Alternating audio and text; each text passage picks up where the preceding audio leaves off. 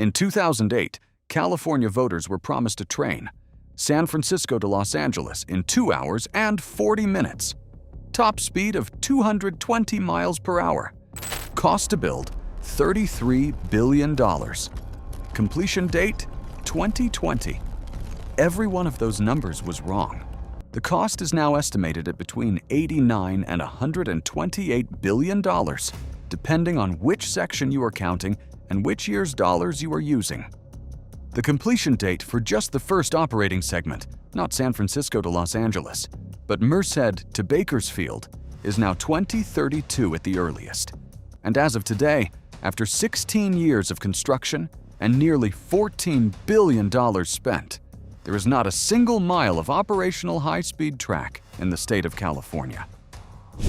What there is this: 58 completed structures across 5 Central Valley counties, 70 miles of finished guideway, viaducts rising from the agricultural flatlands of Fresno and Kern and Kings and Tulare and Madera, concrete pillars standing in fields that grow almonds and grapes and cotton, waiting for the track that will eventually run between them. A railhead facility completed outside Bakersfield in January 2025, the first step toward actually laying that track, and a project so entangled in cost overruns, legal challenges, political battles, and funding gaps that it has become the defining symbol of everything America does wrong when it tries to build large infrastructure. This is the story of the California High-Speed Rail project, the engineering that is actually happening, the decisions that made it this expensive, and the question that nobody in Sacramento wants to answer directly. Can it actually be finished? Start with why California needed this in the first place. By the early 1990s, the state's transportation studies were producing the same warning in every update. The highways cannot keep up. California's population was projected to reach 50 million. The corridor between the Bay Area and Los Angeles, already one of the most traveled in the United States, would become functionally impassable by mid-century without a major new transportation option. The two existing choices, fly or drive, were both approaching their limits. The airspace above California's busiest airports was nearly saturated. The freeways were already at capacity for significant portions of every day. High-speed rail, the technology that had already transformed travel in Japan, France, and Spain, was the logical answer. California had the population density in its major corridors to justify it. It had the political will, at least in theory. And in November 2008, it had a ballot measure. Proposition 1A. Voters approved it by 53%. Authorizing a $9.95 billion bond as seed funding for a system that would, they were told, attract private investment and federal matching funds to cover the rest. What the voters were not told, because the information did not yet exist, was what the project would actually cost once serious engineering work began.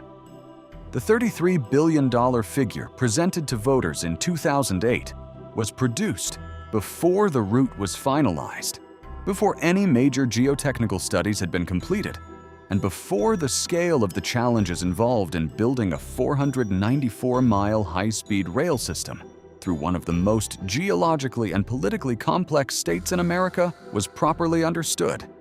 It was an estimate in the loosest possible sense, a number attached to a concept, not to an engineered design.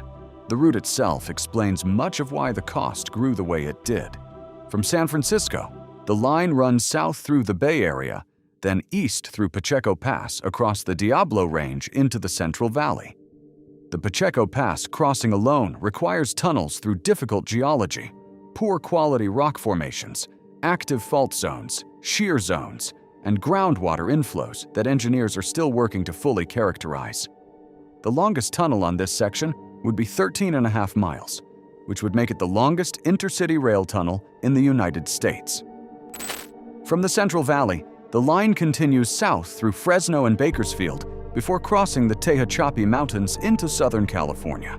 The Tehachapi crossing requires 9 separate tunnels and viaducts more than 200 feet high. From Palmdale, the route descends through the San Gabriel Mountains toward Burbank and then Los Angeles. Every mountain crossing is an engineering project unto itself.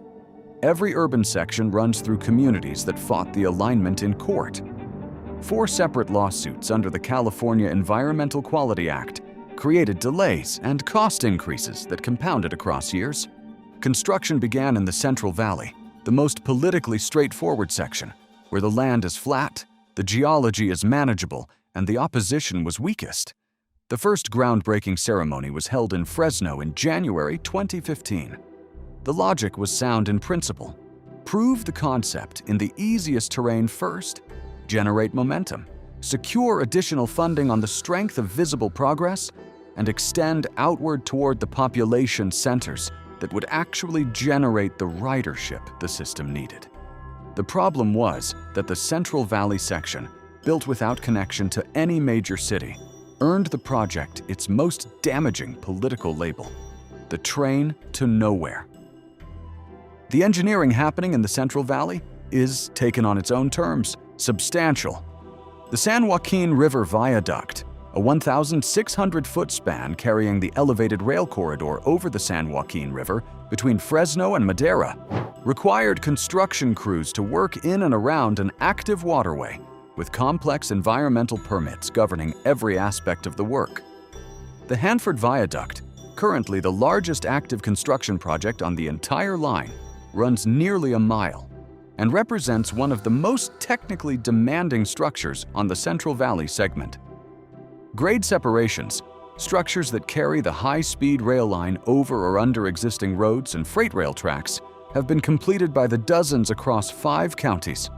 Each one requires its own environmental clearance, its own design, its own land acquisition process, and its own construction contract. 58 structures completed, more than 30 still underway. The civil work, the concrete and steel foundation that the track will eventually run on, is real, and it is advancing. The track itself, as of early 2025, has not been laid.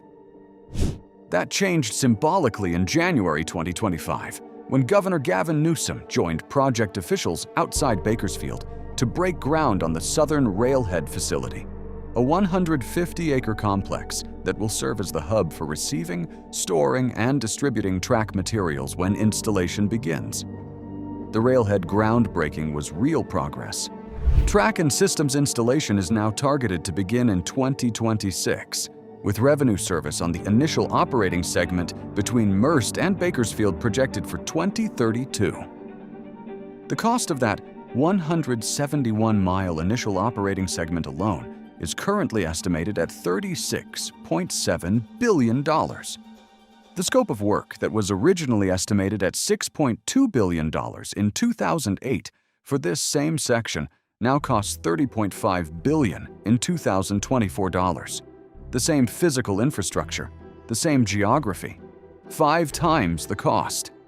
Construction inflation accounts for part of it. Steel prices rose 53% and concrete 48% in the years following the COVID-19 pandemic. The discovery of geological complexities during actual construction accounts for more. The legal challenges that stopped work and forced redesigns account for more still. And the fundamental reality that the 2008 estimate was made before serious engineering was done accounts for the rest. The funding structure never matched the ambition. Proposition 1A provided $9.95 billion in state bonds. The Federal American Recovery and Reinvestment Act added $3.5 billion during the Obama administration. California's cap-and-trade program, which generates revenue by requiring large industrial emitters to purchase carbon allowances, has contributed additional funding annually, a stream that voters and the legislature reauthorized in 2025 at $1 billion per year through 2045. Total committed funding as of 2025, roughly $29 billion from state and federal sources combined. Total cost of the initial operating segment alone, $36.7 billion. The gap between what is committed and what is needed has never closed. Private investment, which was always part of the original funding thesis, has not materialized at scale. 31 potential private investors expressed interest in 2025, and meetings began. Whether any of them will commit real capital to a project with this track record remains the central unanswered question. Then the federal government turned hostile.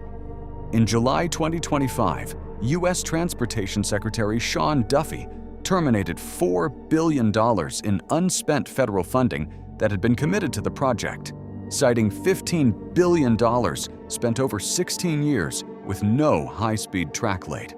The Federal Railroad Administration released a 300-page compliance report cataloging missed milestones, including the failure to select a trainset vendor by the December 2024 deadline.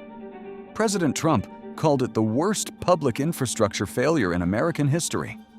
Governor Newsom called the funding termination an illegal political attack and vowed to fight it in court.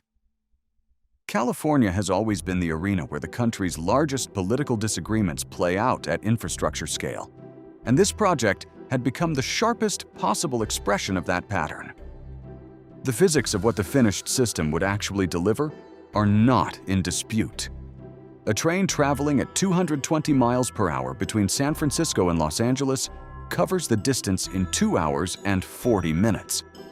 That is faster than flying, once airport security lines, boarding times, and ground transportation at both ends are factored in. It produces a fraction of the carbon emissions per passenger mile of either flying or driving. It does not depend on weather conditions that ground aircraft or traffic conditions that make the EY-5 corridor unusable on a Friday afternoon. The business case for high-speed rail in California, the fundamental argument that the population, the distances, and the geography make a rail corridor viable here, in a way it is not viable in most of America, has not changed since 2008. What has changed is the demonstrated difficulty of building it. The mountain crossings that still lie ahead are the hardest engineering the project will face. The Pacheco Pass tunnels through the Diablo Range, the Tehachapi crossing through 9 separate tunnels south of Bakersfield, the descent through the San Gabriel Mountains toward Los Angeles. None of these have been funded for construction. The geotechnical studies that would produce reliable cost estimates for the tunneling have not been completed. The environmental clearances for the Southern California sections are still being processed. The gap between what is built and what must still be built to connect San Francisco to Los Angeles is, in physical terms, the majority of the project. And yet the concrete is real. The viaducts standing in the Central Valley are real. The 16,000 jobs created on the project are real, 30% of them filled by workers from economically distressed areas within the region the line will eventually serve.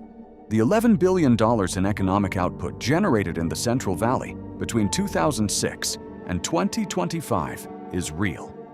The communities along the route that have watched land get acquired, utilities get relocated, and structures rise from their agricultural land have a stake in what comes next that no political argument from Sacramento or Washington fully captures.